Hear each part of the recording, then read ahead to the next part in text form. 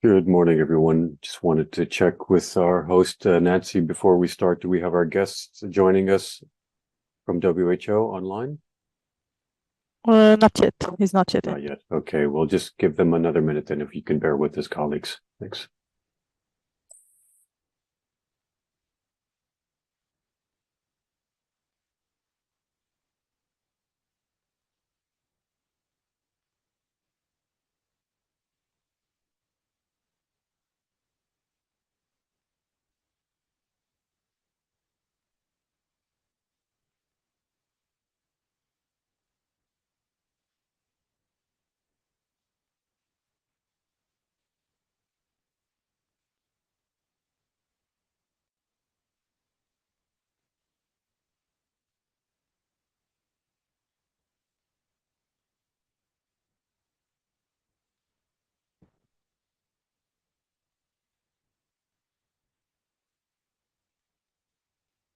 He's here.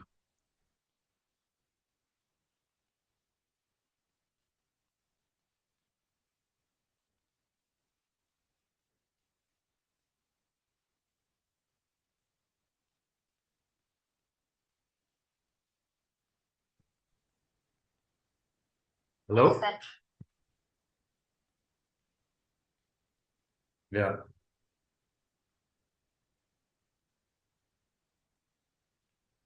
Okay, thank you very much. I think Dr. Peppercorn has joined us from WHO. That said, I think we could start our regular press briefing today, the 12th of December. I'd like to welcome you all to this all virtual meeting. We are resorting to this format exceptionally today, given the many goings on here at Geneva and hopefully facilitating your work. However, we want to make sure we have a sharp focus on the situation in the field, particularly situation in Gaza. We're very pleased to have back with us today, Dr. Richard Peppercorn, who you know well, the WHO representative on the occupied Palestinian territory, speaking from Gaza. I think maybe Christian, if Christian's online, maybe you'd like to start off if there's something you wanted to add before we turn to Dr. Peppercorn. Christian. Well, thank you very much, Rolando. Thanks, everyone. Yeah, great to have Dr. Richard Peppercorn available today. We sent out a press release just this morning. So the updates are really hot, and glad to have him right here. As you know, he's talking from Gaza, so the connection might be unstable. He warned us before, so we'll see how far we get. We'll also try to share any specific talking points, at least the main figures or names of hospitals, whatever we're talking about, so that you have those in writing as soon as we can share. And with that, thank you very much, and back to you, Rolando. Great. Thank you, Christian. Over to you, Doctor. Thank you very much. Good morning to all. Start on the hospital functionality and everything related to that. I understand the press statement came out just now, so I'm sure we'll getting some questions on that as well. But let's focus first on the functionality. And in just 66 days, the health system has gone from 36 functional hospitals to 11 partially functional hospitals. So 1 in the north and 10 in the south. So again, from 36 to 1 in the north and 10 in the south. The 4 minimal functional in the north are Asahaba, Shiva, barely, and you've heard stories about Ada and Kamal at one. I don't think we can call them functional at the moment, or even not even barely functional. So besides that, just 29% of primary healthcare functional facilities are functional. And I want to describe a little bit what we saw. I'm here now more than 2 weeks and visited most of the hospitals in the south where WHO delivered essential medical and trauma supplies, essential medicines, but also to the north and to our recent visit on 9 December to Al-Ahli Arabi Hospital, also formerly known as the Baptist Hospital, I think it's in north of Gaza. First of all, north of Gaza, I know this very well. I come there every month, a week. It looks like a wasteland. I mean, it's the devastation, devastation is simply enormous. We were still surprised that we saw so many people actually on the streets and lying on the streets, children, men, women, etc., coming out, surprised that we had this convoy of PRCS ambulances, the UN, 2 UN vehicles, 1 WHO, the other with OCHA and UNDSS, and of course a truck full with medical supplies. Al-Ahli is basically the only partially functional hospital in the north, and many people, I mean, I know that hospital is a relatively small hospital. The situation is completely different, and I can tell you, I worked 7.5 years in Afghanistan. I've seen some grim scenes in after the blast in Helmand, in the emergency trauma hospital in Kandahar, Kabul, etc. But I've never seen scenes like this actually in my life. So it's usually an 80-bed hospital, but given the resources available, it's only realistically capable of treating 40. Yet there were more than 250 patients, and we saw many. The hospital grounds are also full of IDPs and full of people. And we saw many patients turned up, many trauma patients up on donkey carts, on horse carts, etc. Dead people, unfortunately, seriously injured people on foot, personal vehicles, everywhere. Every room at the moment in Al-Ahli, so not only every ward, but every corridor, in the courtyard, outside, the library, even the chapel is full with patients. And you can only describe it as a kind of utter chaos and a humanitarian disaster zone. The building, of course, had already sustained damages because of the hostilities. We talked to the hospital staff we know well, Dr. Fadel, the orthopedic surgeon, and Dr. Mohammed Rawan, who came from Indonesian hospital actually to support. He supports the general surgeon. And they listed out similarly as we hear everywhere, the lack of the shortage of fuel, oxygen, essential medical supplies, as well as a lack of food and water for patients and health workers. Specifically our OT operations and the trauma kits were immediately removed from the truck and brought to the sterilization room of the still functional operation theater. The staff capacity is minimum, specifically the nursing care. The hospital at the moment is heavily relying on volunteers, and I must say they do an amazing job, but because the patients everywhere, and many of them really serious, they hardly receive let's say the nursing care they should receive.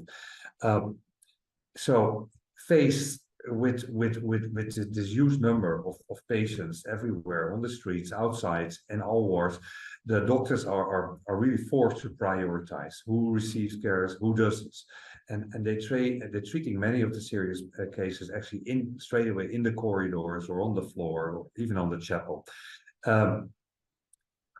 As I said, severely short-staffed, and it's looking. Unfortunately, there's no vascular surgeon, so that's why the medical specialists, they are forced something to do. Limb amputations are decided as the last resort to save life. And visited again, we brought in medical goods in Nasser Medical Complex and described the incredible congested and I would say horrific situation there on the trauma ward. But Al-Ahli beats everything. European Gaza, Al-Najjar, Al-Aqsa, and it is sadly to say, we hear the similar stories. Yesterday, we were at Al-Aqsa Hospital, which is in the middle area. This is, I would say, still one of the better functional hospitals. Also there, normally the hospital for 200 patients, currently over 600. Thousands of IDPs also camping in the hospital grounds. And the hospital still functioned relatively well because they had a number of medical specialists and medical doctors coming from the north assisting. They still had a number of nursing staff, and they still kept going. They raised the same issues, by the way, that their staff is also completely preoccupied, of course, by the safety of their family, and so they cannot always concentrate on their job. Enormous needs to expand beds and the bed capacity, and beyond. Al-Aqsa would like to set up, with assistance of partners, an additional bed capacity of 200 beds close by. There is some emergency medical teams now moving in, and there's some promising plan. ICRC moving with and planning an additional capacity of 150 beds in the European Gaza hospital. Of course, there's already Emiratis and the Jordan field hospital, MSF, with some emergency medical teams. As WHO, we try to get more in and coordinate.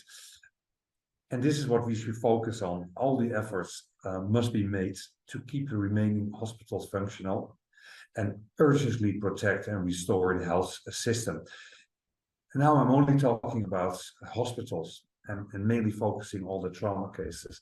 We have to get a primary healthcare system and the linkages between primary healthcare systems and hospital care functional again. Because, of course, most patients, as we always see, they go to basic health service. They will need basic healthcare services. We think about reproductive, maternal, and child health, emergency obstetric cares, non-communicable diseases, and specifically diabetes, cardiovascular diseases, oncology, and, of course, mental health and psychosocial support. So the whole area. I want to leave it here as an introduction and describe a little bit the situation specifically up north in Al-Aqsa Hospital. Over to you. Thank you very much, Richard. And I think I'm going to turn back to Christian. I think Christian has a additional comment to make. Christian, over to you.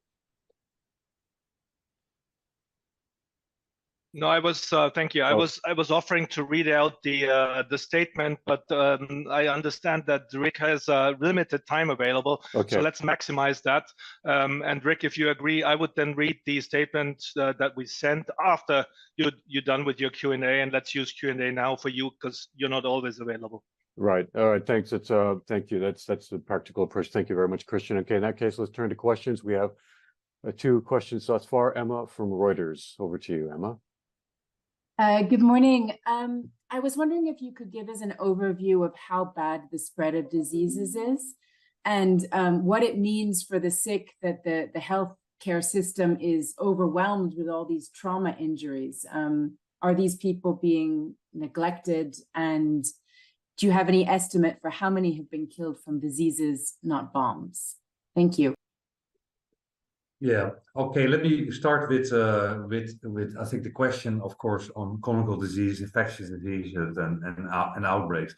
UNRWA and UNRWA Health Considered, Ministry of Health, technical partners of the Ministry of Health, has together with WHO tried to get an assessment as good as possible. I mean, even over the 2 weeks I'm here, and in the Rafah area, and made all these trips up north and everywhere, there is an enormous influx of IDPs. And I think Gaza is probably one of the few areas where as a refugee you become an IDP. And specifically here, the Rafah area, which is, I think, normally a city of 280,000 and must harbor more than 1 million now. I mean, even everywhere around us, every day, you've seen this growing. And the UNRWA shelters are completely full and overwhelmed, but you see everywhere makeshift shelters around the streets, on every street. And Rafah is teeming with people everywhere around the street. So just to give some figures, we're looking, of course, on acute respiratory infections, and since the start, you've seen more than 165,000 cases. Diarrhea, this, of course, under 5 years, we see more than 60,000 cases, and that is, I believe, something like 4 or 5 times as, no more, much more, like 40 times as much as we see in normal time during this year. Diarrhea over 5 years as well, over 60,000. Skin diseases, lice, over 25,000. Skin rashes, and impetigo, chickenpox, and meningitis. We also saw cases of jaundice, and these are all syndromic case managements. And of course, with jaundice, you think, is it hepatitis A or is it hepatitis E, which is much more serious? So we try to get in mobile labs and check on that, and also we try to refer samples. That is not yet in place. Overall, if you look at fatalities, I mean, like they're now standing as over 18,000, of which more than 60% is women and children, and injuries 50,000, and displaced over 1.9 million people. Now, on the trauma cases, no, they're not neglected. I think the hospitals, although the hospital system is on its knees, they do whatever they can do. And specifically in the southern areas, where we've seen a lot of we see, of course, multiple traumas. We see spinal injuries. We see there's a lot of burns and skin and need for skin grafts, etc. And we never even discussed that, the impacts of this enormous flow of injured people. So talking about close to 50,000 injured people, the impacts it will have on their future and their family lives. In Al-Ahli, I described the situation, which is so unfortunate that there is no vascular surgeon, and that sometimes the medical specialist there, they have to go over to amputation to save lives. Over to you.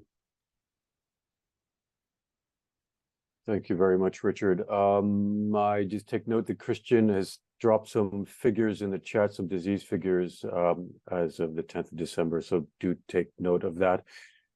Jeremy, if you don't mind, I think Emma, you have a follow-up perhaps to your earlier question. So maybe let's go back to Emma, then back to Jeremy afterwards. Go ahead, Emma. Yeah, just quickly to clarify, I think you said fatalities of 80,000. Is that from disease? Could you just clarify that figure? Thank you.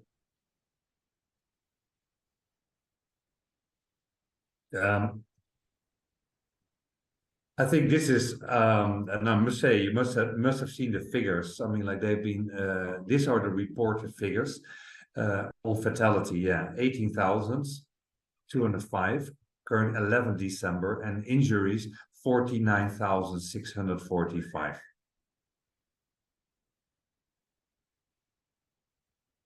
Thanks for that clarification. We'll take a question now from Jeremy of Radio France Internationale. Go ahead, Jeremy. Yeah, thank you. Dr. Pipacon, I'd like you to mention what happened to the UN staff on the way to Al-Ahli. I understand that one of the members of the staff was arrested twice on the way back and forth, and he was detained and beaten. And can you specify, because on your communique it doesn't say that it is the Israeli armed forces that arrested him. We all understand that it's the Israeli armed force, but it doesn't really specify in the communique. So just can you explain what happened basically? Okay, yeah, let me explain as well. Well, first of all, I think you will also see this reflected in the statement.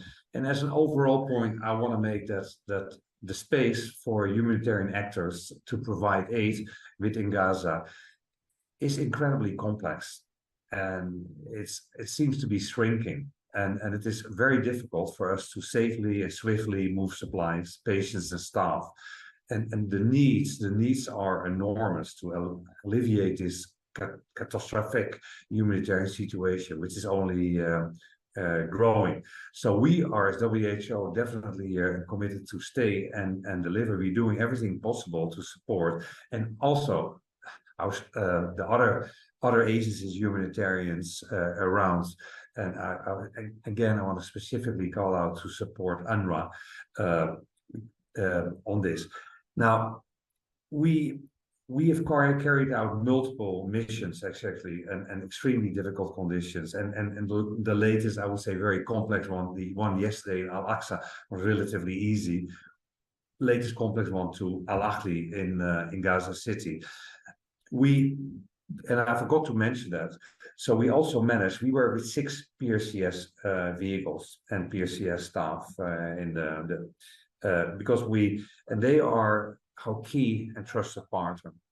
And besides bringing in the needed essential medical supplies, we also were there to transfer critical patients, and we were planning to transfer 12 critical patients. Finally, very much facilitated and supported and managed by PRCS with the WHO team. 19 critical patients and 14 companions were actually were taken from Al-Ahli to Nasser Medical Complex in the south of Gaza, an hospital which is also overwhelmed, but there they can get better treatments and definitely better treatment than in Al-Ahli. And for information, I mean, when we did an assessment, we probably could have taken 30 or 40% of the patients if you look at the criticality of it. The journey was extremely dangerous and it was delayed during military checkpoint and detention of health partners. And this is what I say, on the way north, the UN convoy was inspected at the Wadi Gaza checkpoints, and ambulance and crew members had to leave the vehicles for identification, exposing them to risk. 2 of the PRCS staff were detained for over an hour, and we had to wait there, further delaying the missions. And we witnessed that one of the staff was being made to kneel at gunpoint and taken out of sight. And finally, he returned, and we could move on as well. I also want to mention that as WHO, we have an obligation to monitor, analyze, and report on attacks on healthcare.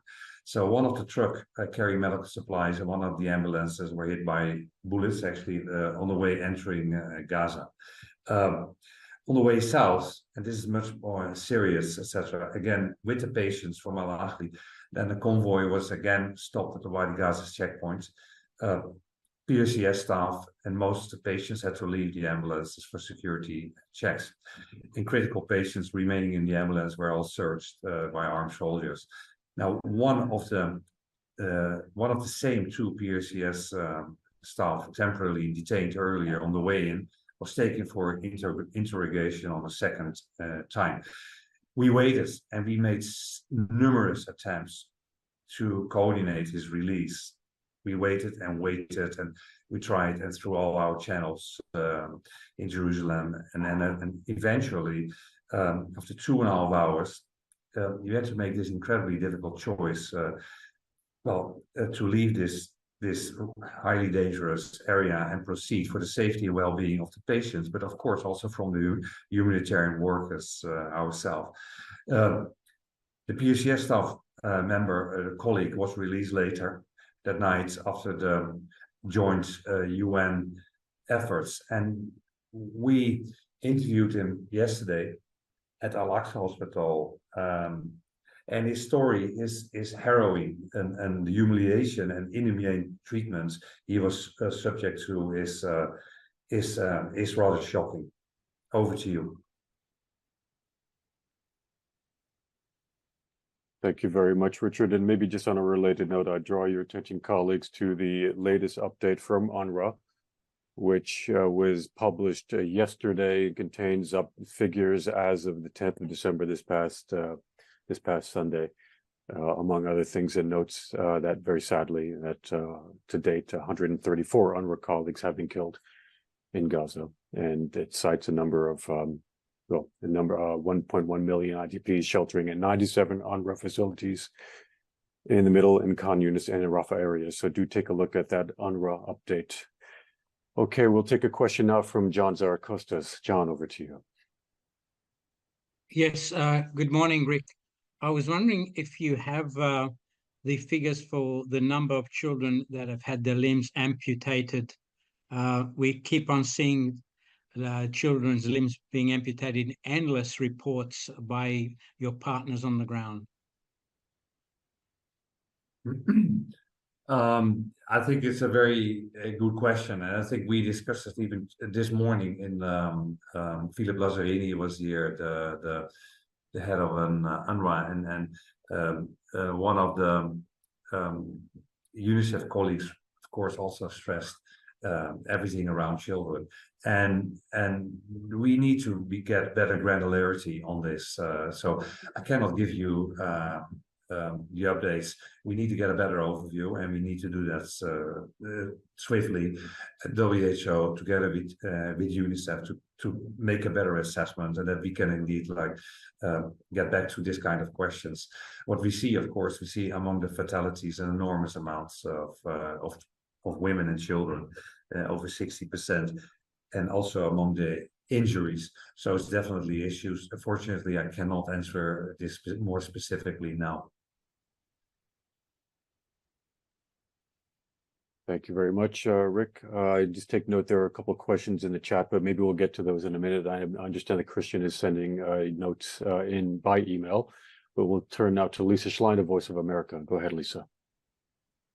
Thank you, Rolando. Good morning, and good morning, Dr. Pieperkorn. Thank you for all this. I'd like to know whether you believe that, whether you feel secure that the hospitals in the South, where the conflict has now primarily shifted, are safe from bombing, whether the Israelis are and will be respecting the particular status of the hospitals.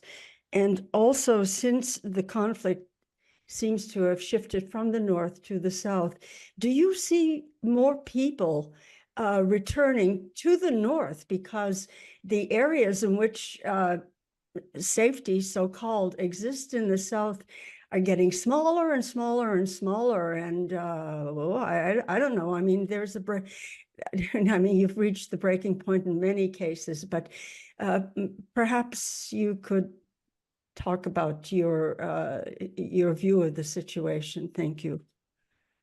Yeah, on my observations and what we get around, I don't see many people moving up north, because I think even when I can recall our mission up north to Al-Ahli Hospital, yeah, extremely dangerous. So I don't see many people moving up north. I see many people moving down south. And for example, in the middle area, Deir Bala, I know that place very well. And when we had to drive the truck to Deir Bala on the way to Al-Ahli, and I've never seen such big crowds in that place.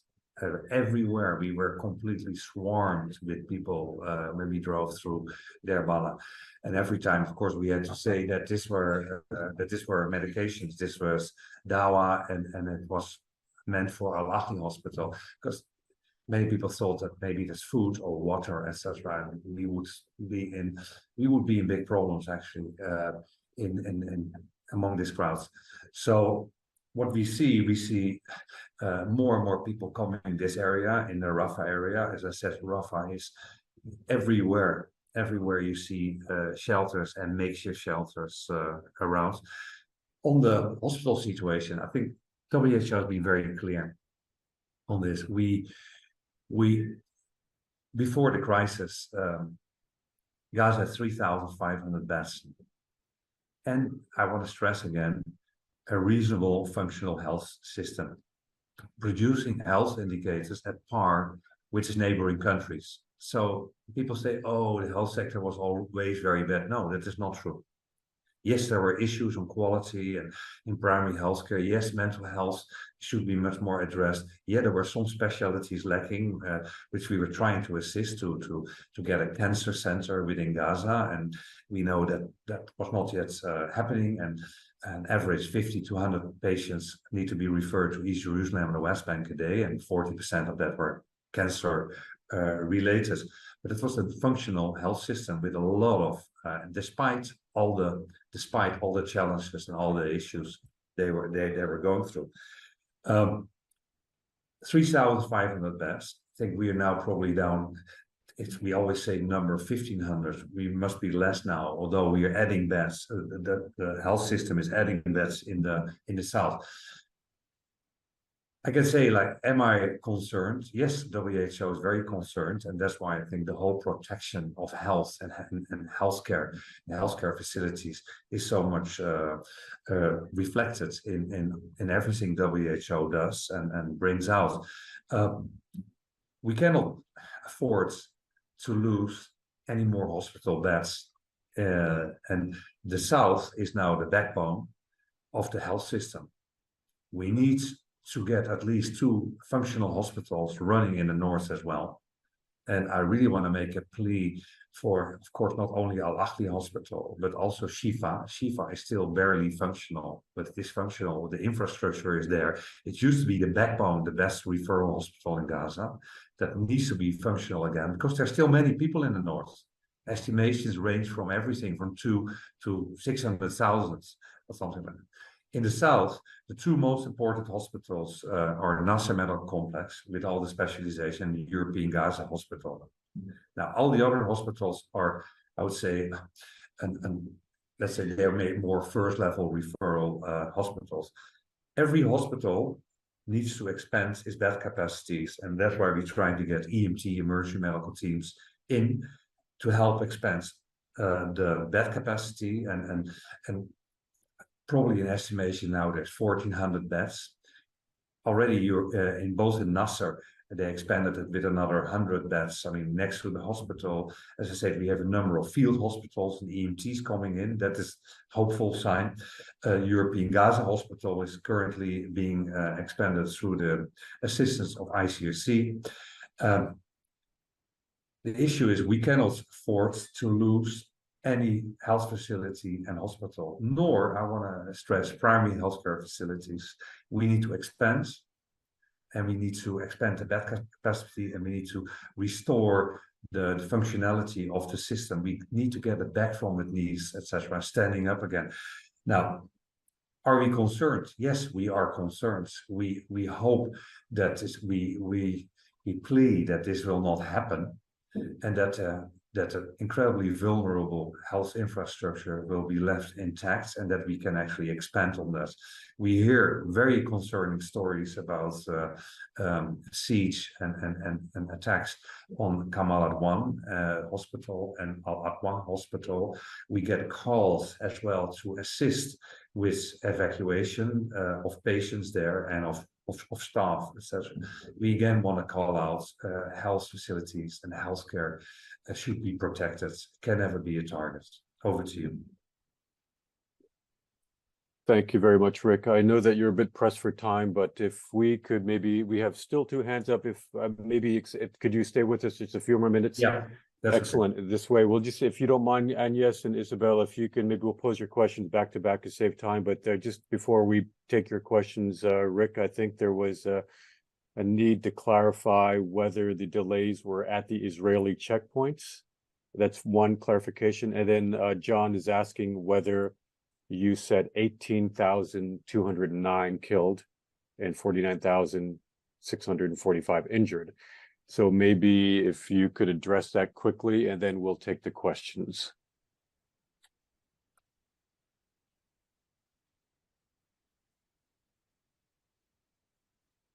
Yeah, sorry, I just got a call. Sorry. Okay, not to worry. Yep. Okay. Yeah. So the question was on what was happening and the delays on the checkpoint. Is that correct? Yes, indeed. Whether it was please to clarify whether it was indeed an Israeli checkpoint, a military checkpoint, not something else. Oh yeah, definitely it was Israeli military, and I think it was an Israeli military checkpoint, and this is what makes it. And I think I made that point in the beginning. The humanitarian actors, including WHO, we are here to assist, and we want to assist much better because we are only scratching the minimum. We need to assist in a much more effective way, and it is incredibly complex to actually organize these missions. I mean, everything needs to be notified, deconflicted, etc. And it becomes very difficult to move safely and swiftly, if it is supplies or patients or staff, etc. And then when you get these delays, because, for example, we had plans to stay at least 2 hours, 2.5, 3 hours at the hospitals. That was our plan. We only had 15 minutes left because we needed to get back to the military checkpoint by 4 p.m. That was because of all the delays, and including, of course, the delays because first on the detention going in, the temporary detention going in, and definitely the detention going out, which took a long time. I tell you, going out more than 2.5 hours, that process. And again, want to say one more thing about that and attacks on health. This, of course, reported to us. We only could observe part of this. But when we interviewed the PSCS person the next day, so he informed us that he was harassed, beaten, threatened, and even stripped of his uniform, blindfolded, hands tied behind his back, and treated in a degrading and a humiliating manner. And once released, he had to walk towards the south with his hands still tied, and with a t-shirt only and no shoes. And there he could make a call and get his colleagues from PSCS in on the other side, and they collected him like that. And I think this is an issue. This is not the first time we see delays and detentions. And I want to remind everyone that 3 weeks after that was on the mission where WHO also led mission where we brought supplies in to Shifa and helped to refer and bring patients to a more safer place down south. That was on 18 November. And the whereabouts of 4 people, and were 3 of the Ministry of Health and 1 PRCS staff, which were detained on that trip. They're still unknown. And of course, the PSCS is raising this with us, and the Ministry of Health is raising this with us, and I'm sure with many other ones. Their families are deeply concerned, their colleagues are deeply concerned, and there's no updates from them since then. There's no updates on their whereabouts, etc. And yeah, that's simply unacceptable. And we are deeply concerned about that. So we hope to get updates on the whereabouts of these 4 people, 3 from the Ministry of Health and 1 PRCS staff. Over to you. Thanks, Rich. And I know I'm mindful of the time, and I know that you're a bit pressed. So please put your hand up when you've got to go. But we do have 4 virtual hands that just popped up. Maybe we can just take 2 and then 2 very quickly. Colleagues, if you could just pose your question briefly. Agnes from AFP, and then Isabel from Spanish News Agency. Go ahead, Agnes. Yes, hi everybody. Hi, Dr. Peppercorn. It's a question actually on the Kamal Adwan Hospital that you mentioned earlier. A bit earlier this morning, the Health Ministry of the Hamas said that the Israeli forces were raiding these hospitals. And we would like you to ask if you could explain if you have any information about what is going on now in the hospital, and if you have information of how many patients there are still there, and if there are other kind of people inside, trapped maybe. So any information you have about what is going on and who is inside. Thank you. Okay, thank you, Agnes. Okay, Isabel, go ahead. Yes, thank you very much. You said that the Shifa hospital is barely functioning, and I would like to know exactly what is the situation there, how many staff and patients are there still been there, and what is needed for the Shifa hospital to work again more or less in a more functionally and effective way. Thank you. Over to you, Doctor. Yeah.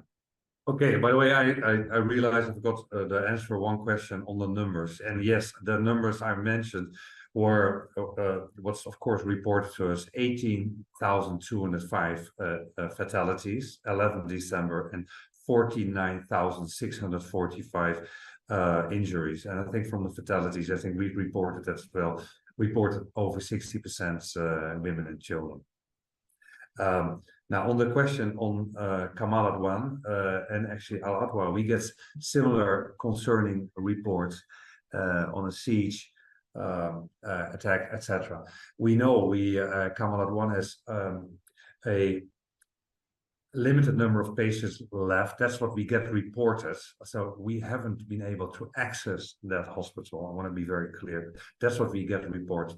Limited number of patients. I heard something like 20, but cannot confirm that, and staff.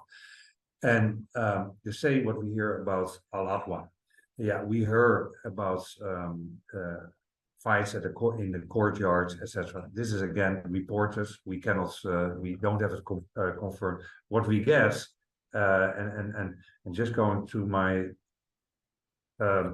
yes. So it's a Kamal Adwan. 20 critical ill patients, including 6 babies on incubators. This is what I just get in now. And the hospital has also sustained damages from 8 December, when it was the power generators actually were hit. So we call this hospital as minimal functioning. And I think there is an update from the Ministry of Health. That's all reported. So this is all reported information. The same on Al Adwa. What we now get a request. We get a request WHO to assist with a possible evacuation of patients and staff. We will consider that. We will discuss this, of course, with our PRCS partners. We cannot do that alone, but we can only do this when this is properly managed. We cannot afford, I mean, like other missions, like we went through to Al Ahli or the one we went to Shifa. We cannot afford that because simply our partners, our key partner PRCS, so nobody can be detained when they are part of a medical mission. Yeah, we cannot, of course, we cannot afford any delays on these missions. We have to really carefully plan this well, what and how, and yeah, how we can manage that. So we will look into that, and I'm sure we'll update you over the coming days.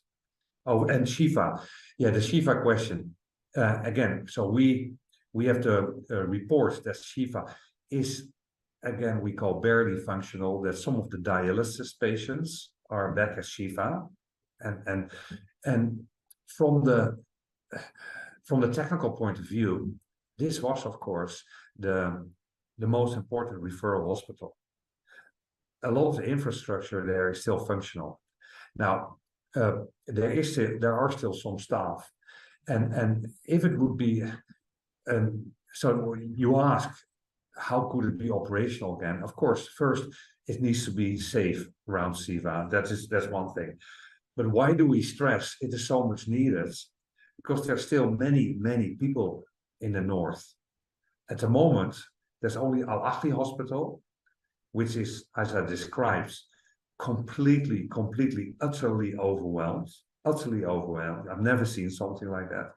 And then you have the other barely functional hospitals, which we just discussed. So Shifa is, of course, the best option to start functioning again and to expand health services in North for the people most in need.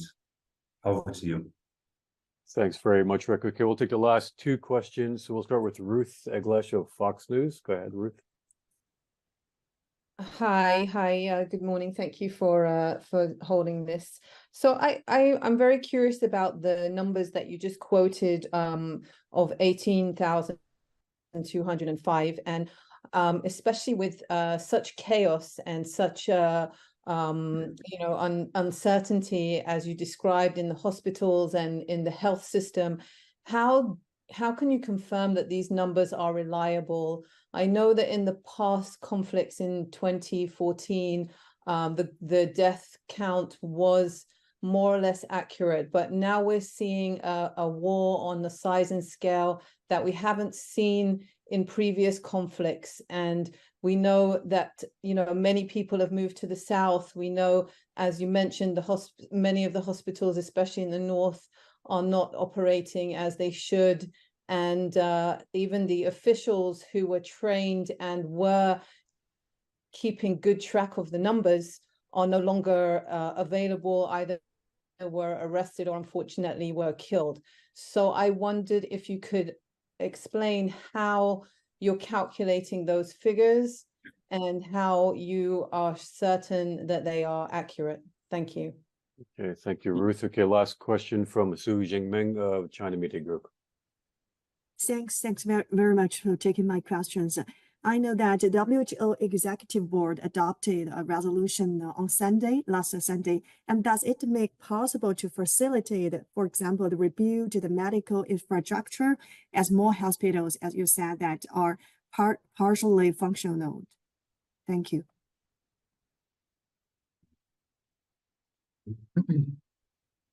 Yeah, so let me first try to address the first questions. This is complex, and thanks for that. I think Ruth it was on the numbers. So I think as WHO got a lot of questions on the numbers. I think from the start, and again I want to report until a number of weeks ago. So how does WHO? How do we take this number in? So WHO, of course, we rely in any conflicts and on everywhere around the world, we rely on figures from the Ministry of Health, everywhere.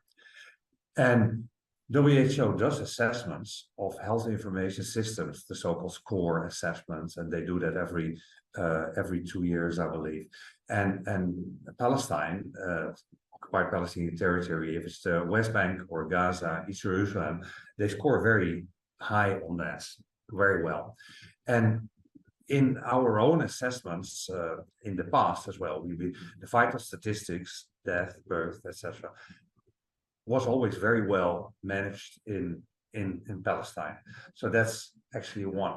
Maybe you can recall. And secondly, I think also on other areas of the health information system, for example, the vaccination coverage or in the time of COVID, etc.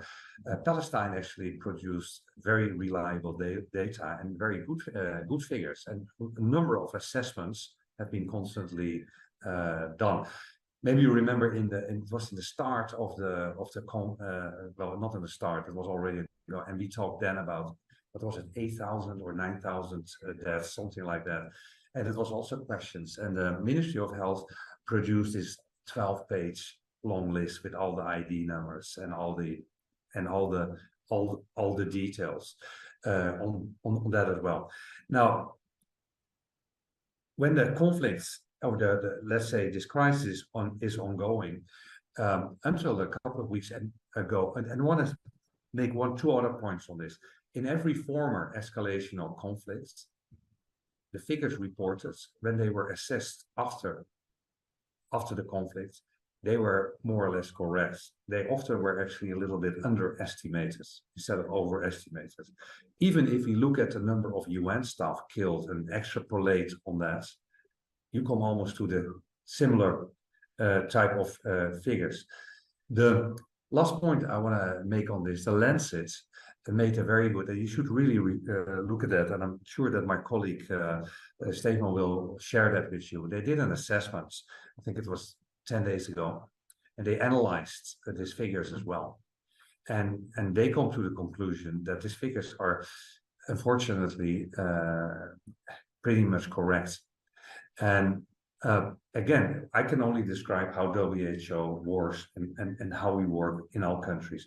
Now, we already made a point that the Ministry of Health as well, in the last couple of weeks, it becomes indeed impossible. The system of reporting deaths and fatalities and the health information system, unfortunately, and all their data servers, which were all in the north, collapsed. And they made a point that since that time, since a couple of weeks, they're making estimations of this. They don't even include the number of people, children, women, and men under the rubble. Now, based on all of this, including the Lancet's analysis and assessment, I'm afraid to say that these figures are most likely pretty correct. and they might even be an underestimation. I cannot say. So that's probably all what I can say about how WHO is taking time working in all countries around the world. I try to describe a little bit that process and well, including indeed the Lancet analysis and report on this topic as well. Please have a look at that and draw the conclusion for yourself. On the last point, I didn't get the full questions. It was a system, and I think I understand a system on functionality, etc. So again, if I'm correct, I didn't get the specific question. Perhaps our colleague from CMG, if you could perhaps restate your question, because I took notes, but I couldn't quite make it out myself. Go ahead. Okay. So WHO Executive Board adopted a resolution last Sunday. So does it make possible to facilitate, to rebuild, for example, the medical infrastructure as more hospitals are partially functional? So does it make possible to facilitate all the rebuild of the medical infrastructures? Thank you. Okay. Yeah, of course. That's based on information we receive on the ground. And of course, it's always it's difficult to qualify when do you call a hospital partially functional or barely functional, etc. But what we get now from Kamal Adwan, for example, and from other places, you can only call it barely functional, or reports from Shifa, you can only call it barely functional. And hardly any hospitals is what I would say fully functional. I was really impressed maybe yesterday with my visit to Al-Aqsa hospital in the middle area. Also completely overwhelmed. So everyone has 300% bed capacity, etc. But still, a number of their units were working as you would expect in a normal functional hospital. The ICU was really well protected, etc. And you should still see there was order. There was order there was no chaos. I mean, Al-Ahli Hospital completely overwhelmed, and unfortunately utter chaos because of that. Limited staff, completely overwhelmed in what was needed. We get, of course, all the information. We have a whole team on the ground. We do all these missions always with WHO staff whenever we deliver essential medical supplies. And we make everywhere a quick assessment as good as possible. For the rest, of course, we have a lot of contact with the health workers, which we have worked with for decades, and we will continue to do so. Over to you. Great. Thank you very much, Rick. Much appreciated, as always, for sharing this update. As grim as it is, it's important that you do so with our colleagues here in Geneva. So I'd like to thank you once again. Stay safe, and thanks again, and you're always welcome back here. We still have Christian online, and I know that Christian wanted to address a particular point. So over to you, Christian. I know that there are also a few questions that are pending in the chat, perhaps. So if you could address those, if possible. Over to you, Christian.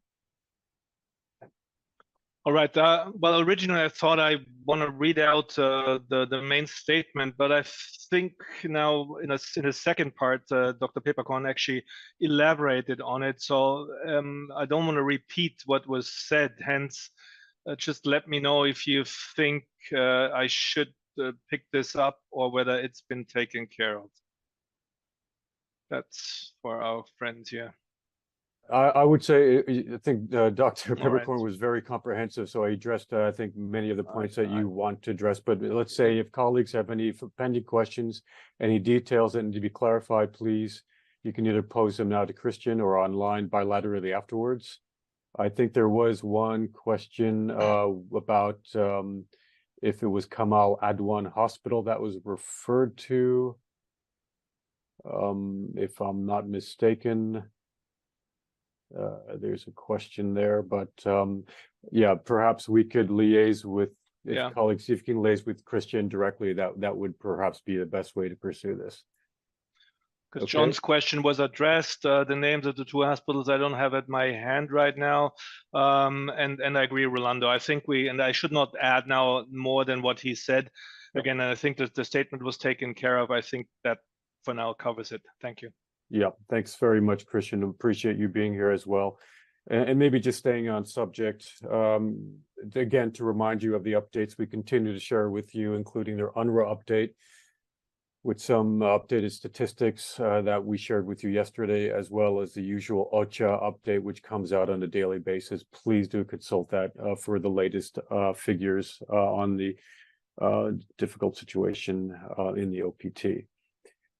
So I think that is it for our briefers, but before we conclude, I just have a few updates. As noted, the reason why we're doing this virtual, it's obviously to ease all our work, namely because of the big event taking place here in Geneva, the Human Rights 75th, Universal Declaration of Human Rights 75th anniversary events. You will have received the statements of the High Commissioner earlier today. He addressed the opening of the high-level event this morning with several dignitaries. Do consult the updates shared with you by the Office of the High Commissioner for Human Rights. In terms of the Secretary General, as you well know, the Secretary General, Antonio Guterres, is currently in Dubai, where he's attending the COP. Now, he did speak with your colleagues of the press yesterday, where he did say that now is the time for maximum ambition and maximum flexibility. He urged ministers and negotiators to move beyond the arbitrary red lines, entrenched positions, and blocking tactics to come up with a meaningful result of the COP meeting. The COP wraps up today, and the Secretary General will remain in Dubai for the closing today. I just wanted to point out just a couple of other statements that we shared with you, or rather one in particular on South Sudan, an issue which we have focused on in the past, and we certainly want to keep that sharp focus on the very difficult situation in South Sudan, specifically the violence in Abyei. Members of the Security Council, and this is the statement from the Security Council that we shared with you, members of the Security Council strongly condemn the violence in Warab State in South Sudan and southern Abyei administrative area that has claimed approximately 75 lives in November last month and 10 lives already this month. So very worrying situation in South Sudan. So do take a look at that statement. I should note that the Security Council later today in New York is actually holding a public meeting at 3 p.m. New York time on the situation in Sudan and South Sudan. I also wanted to just highlight a statement that we shared with you yesterday. It was from the Special Representative of the Secretary General, Binta Keita, on the Democratic Republic of Congo, on the MONUSCO mandate, the UN peacekeeping operation. So that was a statement that she delivered to the Security Council, which we shared with you.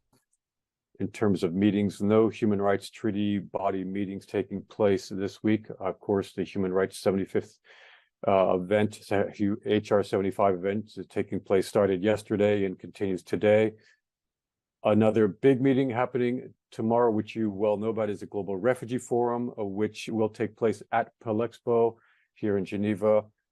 And it's taking place from tomorrow through Friday. It's convened by 5 states, namely Colombia, France, Japan, Jordan, and Uganda, and co-hosted by the Swiss government. You have a lot of information at your disposal on the GRF. In terms of press conferences, we have 2 press conferences today. One taking place in about an hour and a half from now at 1 p.m.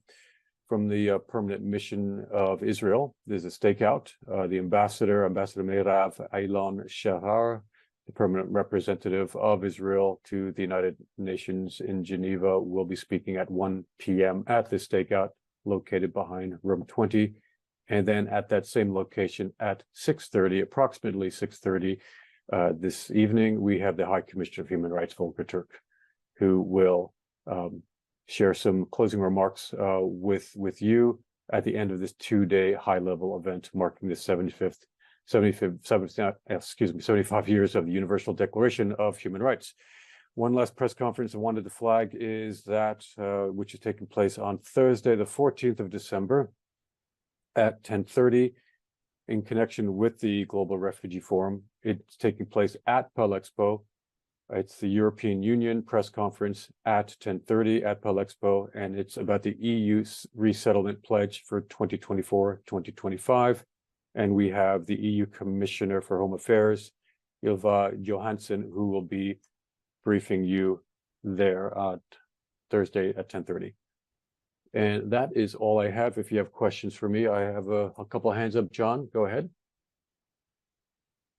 Yes, it's a logistical question to Christian. I was wondering, Christian, if Dr. Tedros will be addressing the high-level meeting of the Human Rights Council on 75th anniversary today, given the attacks on health is front and center on the world stage, and the right to health is one of the core rights of human rights. And secondly, if he's planning to hold a bilateral meeting with the Secretary General in Geneva tomorrow concerning the situation in Gaza. Thank you. Thank you, John. I don't have any info on that. I will need to check and get back to you. Okay, fair enough. Thank you for that, Christian. Lisa, please. Thanks. Christian, I'm putting you on the hot seat again. In reference to what I just saw in the chat, if you could please elaborate on the situation in the Kamal Adwan Hospital. And the chat says that it's forcefully being evacuated. Could you elaborate upon this? Why is that happening? Since when? Is it happening right now? And what are the consequences for the patients and the staff that are inside the hospital? Thank you. Yeah, thank you very much, Lisa. I don't have much more than what I put in the chat because that's what we received as Dr. Papercorn was speaking. He was obviously talking about Kamal Adwan as well. And as he was speaking, we received that the Ministry of Health is reporting just now that the hospital is being forcefully evacuated. There are currently 68 patients inside the hospital, 18 intensive care unit patients, and including 6 neonates. That's all I have. That's reports from the Ministry of Health, which I'm just forwarding basically here. What that means, it means just that another one of these unnecessary and evacuations, and it's again putting another hospital out of use. It's again putting the last patients who need help out on the street. So yes, but again, I cannot comment really on this as these are figures that just came in. I think Lisa, is there a quick follow-up? And John as well, but Lisa, go ahead. Yeah, there is. Could you remind me, what are there 2 functioning or barely functioning hospitals in northern Gaza right now? I've forgotten. And also has this particular hospital been under siege in the past? Is there any indication that Hamas is somehow or other implicated in this situation? Thank you. Well, thanks, Lisa. I won't add much on what Dr. Papercorn just now. This would have been great to ask him. So he reported that we have 1 partially functioning hospital in the north and 10 in the south, if I listened well. And again, the important word here in this is partially functioning. There's nothing that is fully functioning as we would need it. He also elaborated that we've been talking normally about 1,500 beds available, although that is a fluctuating figure as well, and that the need is much higher, of course, way higher than the 3,500 beds we used to have in Gaza before the hostilities, before the war. Now with injuries, with trauma, with amputations, with war wounds, the needs are multiplied. Yeah, I'll leave it at that. Thanks, Christian. I'm sorry, you're not off the hook just yet. I know, John, you have a question, but there is Agnes poses a question. If you can clarify from what hospital did you get a request for help for evacuation, and when exactly did you get that? I don't know if you have insight on that.